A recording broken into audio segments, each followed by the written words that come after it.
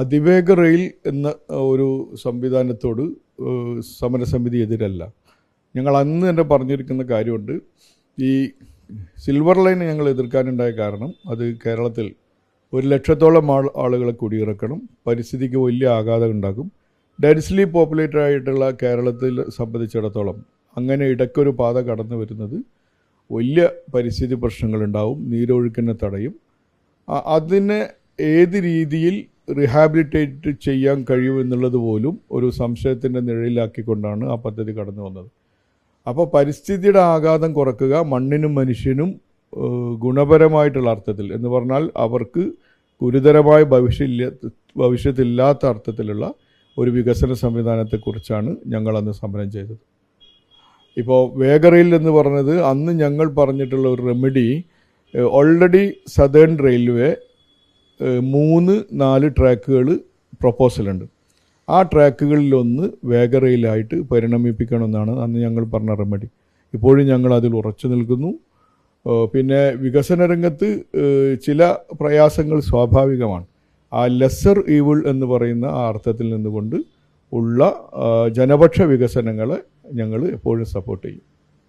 അതായത് പദ്ധതിക്ക് എതിരല്ല, പക്ഷേ ഈ പറഞ്ഞതുപോലെ നേരത്തെ എന്താണോ ഉന്നയിച്ച ആവശ്യങ്ങൾ അത് അതുപോലെ തന്നെ അവിടെ നിലനിൽക്കുകയാണ്, അങ്ങനെയാണോ? തീർച്ചയായിട്ടും. ഞങ്ങൾ പറഞ്ഞ ഏറ്റവും പ്രധാനപ്പെട്ട കാര്യം എന്താ പറഞ്ഞാൽ, ഒന്ന് വലിയ അളവിൽ ആളുകളെ കുടിയൊഴിപ്പിക്കുന്ന പദ്ധതിയാണ്. രണ്ടാമത് കേരളത്തിൻ്റെ പരിസ്ഥിതിക്ക് ഏറ്റവും വലിയ കോട്ടം തട്ടുമെന്ന് ഞങ്ങൾ ആദ്യം പറഞ്ഞു. കേരളത്തിലെ ശാസ്ത്ര സാഹിത്യ പരിഷത്ത് ഞങ്ങളെക്കാൾ നന്നായി, കാരണം ഞങ്ങളതിൽ അത്ര അവബോധമുള്ള ആളുകളല്ല, മറിച്ച് ശാസ്ത്ര സാഹിത്യ പരിഷത്തും പരിസ്ഥിതി പ്രവർത്തകരും അത് ഗൗരവമായി പഠിച്ച് ഉണ്ടാകാവുന്ന അതിൻ്റെ ഏറ്റവും വലിയ ഭീകരമായിട്ടുള്ള കോൺസിക്വൻസ് സമൂഹത്തെ ബോധ്യപ്പെടുത്തി. അത്തരം കാര്യങ്ങളാണ് ഞങ്ങൾ അന്ന് അതിനെതിരായിട്ട് ഉന്നയിച്ചത്.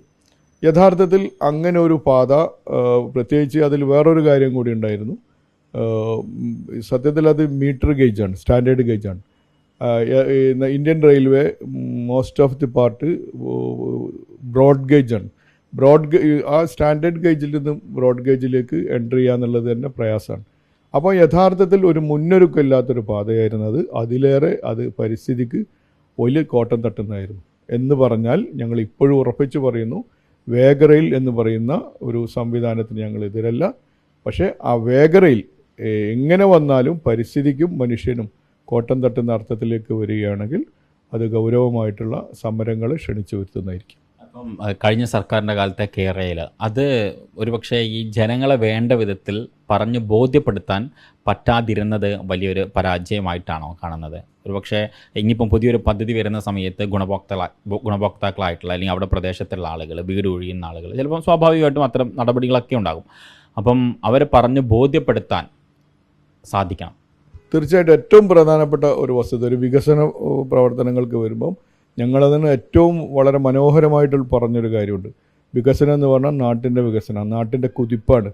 ആ കുതിപ്പിൽ ഇവാക്യൂ ചെയ്യപ്പെടുന്ന, കുടിയൊഴിക്കപ്പെടുന്ന ആളുകൾ, ആ ആളുകളെ നാട്, രാജ്യം ബഹുമാനിക്കണം, ആദരിക്കണം. അതിന് പകരം അവരെ പുഴുക്കളെ പോലെ ജീവിക്കാൻ വിടുകയല്ല വേണ്ടത്. യഥാർത്ഥത്തിൽ ഈ കേരയിൽ എന്ന് പറയുന്ന സംവിധാനം നിങ്ങൾ മാധ്യമങ്ങളും ജനങ്ങളൊക്കെ അത് മനസ്സിലാക്കിയാണ്. അതിനെക്കുറിച്ച് ഒരു മുന്നൊരുക്കം ഉണ്ടായിരുന്നില്ല, ജനങ്ങളോട് ഇത് ഡിസ്കസ് ചെയ്തിരുന്നില്ല. DPR യഥാർത്ഥത്തിൽ തട്ടിക്കൂട്ട് DPR ആണെന്ന് അവസാനം കോടതിക്ക് പോലും പറയേണ്ടി വരുന്ന സാഹചര്യം ഉണ്ടായി.